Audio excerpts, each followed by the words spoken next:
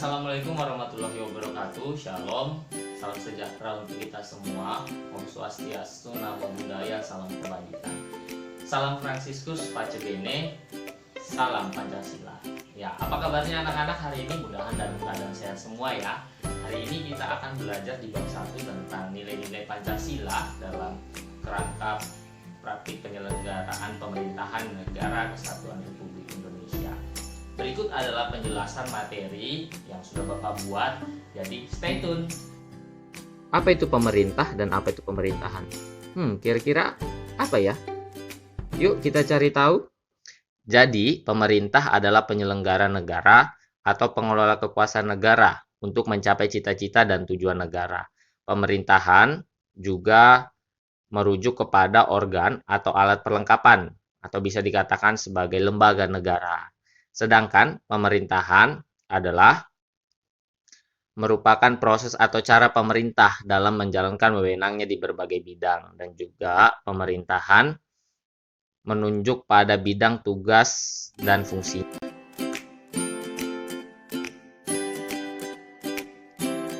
Apa saja kekuasaan negara itu? Kira-kira apa ya? Yuk kita cari tahu bersama. Jadi, kekuasaan negara merupakan wewenang negara untuk mengatur seluruh rakyatnya untuk mencapai keadilan dan kemakmuran serta keteraturan. Lalu, menurut John Locke, kekuasaan dapat dibagi menjadi 3, yakni yang pertama, kekuasaan legislatif, kekuasaan membuat atau membentuk undang-undang. Kedua, kekuasaan eksekutif, kekuasaan untuk melaksanakan undang-undang. Lalu yang ketiga, ada kekuasaan federatif, kekuasaan melaksanakan hubungan luar negeri. Selanjutnya, menurut Montesquieu atau trias politik membagi kekuasaan menjadi 3, yaitu yang pertama adalah teori kekuasaan legislatif, kekuasaan membuat atau membentuk undang-undang. Lalu yang kedua, ada teori kekuasaan eksekutif, kekuasaan untuk melaksanakan undang-undang. Lalu teori yang ketiga yaitu kekuasaan yudikatif, kekuasaan yang menyelenggarakan peradilan guna menegakkan hukum dan keadilan. Nah, selanjutnya kita akan membahas konsep pembagian kekuasaan di Indonesia. Dalam sebuah praktek ketatanegaraan, tidak jarang terjadi pemusatan kekuasaan pada satu orang saja. Terjadi pengelolaan sistem pemerintahan dilakukan secara absolut atau otoriter. Untuk menghindari hal tersebut, perlu ada pemisah atau pembagian kekuasaan agar terjadi kontrol dan keseimbangan antar lembaga pemegang kekuasaan. Pemisah kekuasaan berarti kekuasaan negara itu terpisah dalam beberapa bagian, baik mengenai organ maupun fungsinya. Lembaga pemegang kekuasaan negara yang meliputi lembaga legislatif, eksekutif, dan yudikatif merupakan lembaga yang terpisah satu sama lain, berdiri sendiri tanpa memerlukan koordinasi dan kerjasama. Contohnya, negara yang menganut sistem mekanisme pemisah kekuasaan adalah Amerika Serikat. Berbeda dengan mekanisme pemisah kekuasaan, di dalam mekanisme pembagian kekuasaan negara itu memang dibagi-bagi dalam beberapa bagian, tetapi tidak dipisahkan. Mekanisme pembagian ini banyak sekali dilakukan oleh banyak negara di dunia, termasuk Indonesia. Pembagian kekuasaan di Indonesia diatur sepenuhnya di dalam Undang-Undang Negara Republik Indonesia tahun 1945.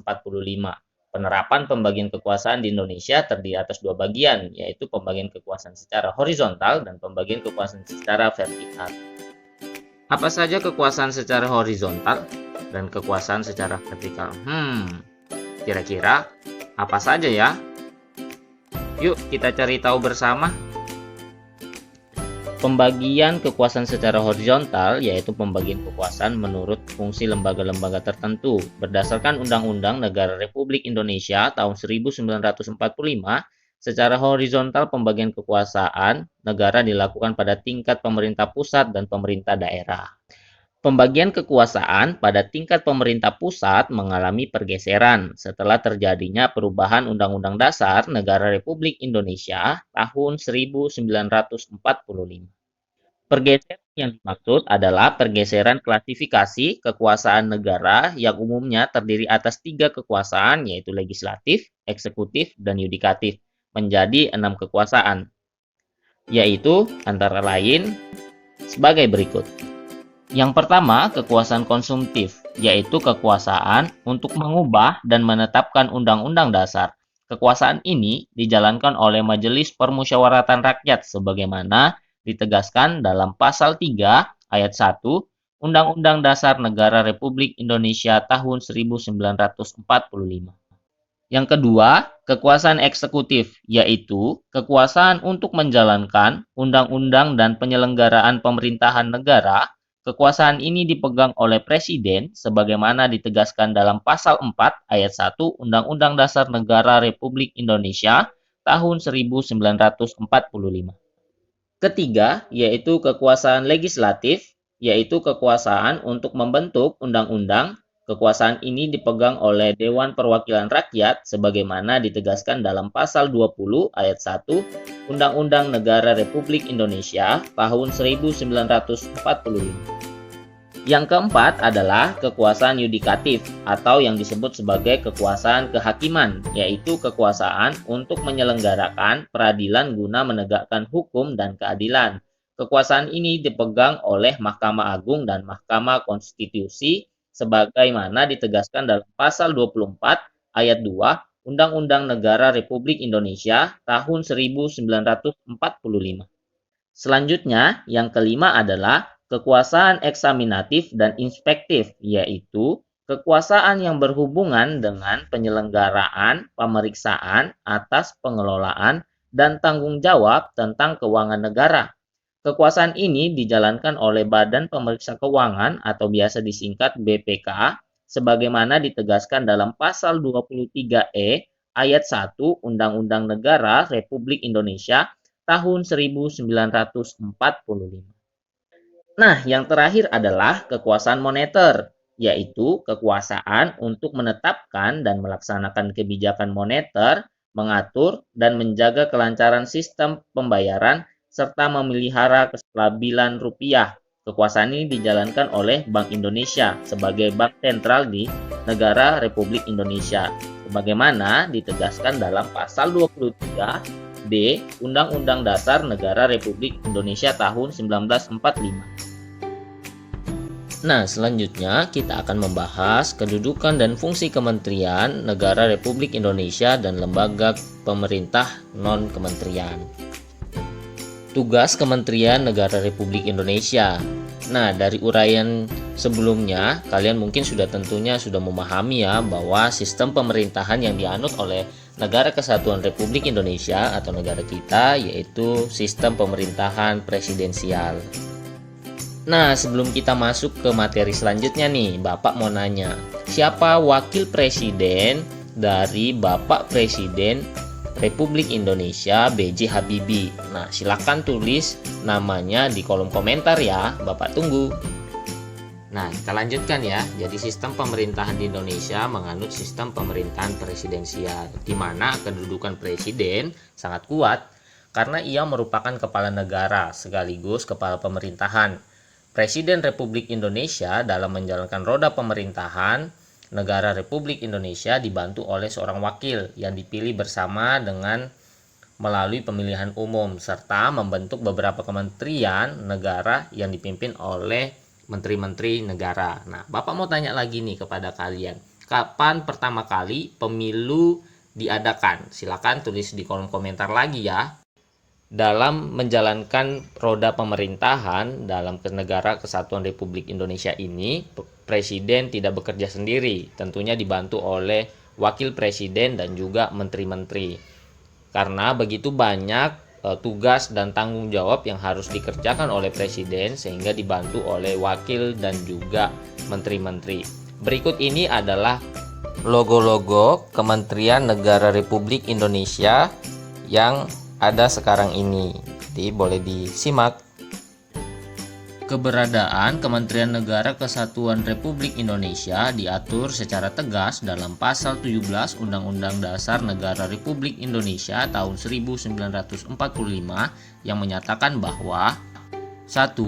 Presiden dibantu oleh menteri-menteri negara. 2. Menteri-menteri itu diangkat dan diberhentikan oleh Presiden. Ketiga, setiap menteri membidangi urusan tertentu dalam pemerintahan. Keempat, pembentukan, perubahan, dan pembubaran kementerian negara diatur dalam undang-undang. Nah, selanjutnya ini adalah menteri-menteri yang menempati posisi dalam kementerian di Kabinet Indonesia Maju. Jadi boleh disimak ya. Ini adalah menteri-menteri yang sebelum direshuffle oleh Presiden Jokowi.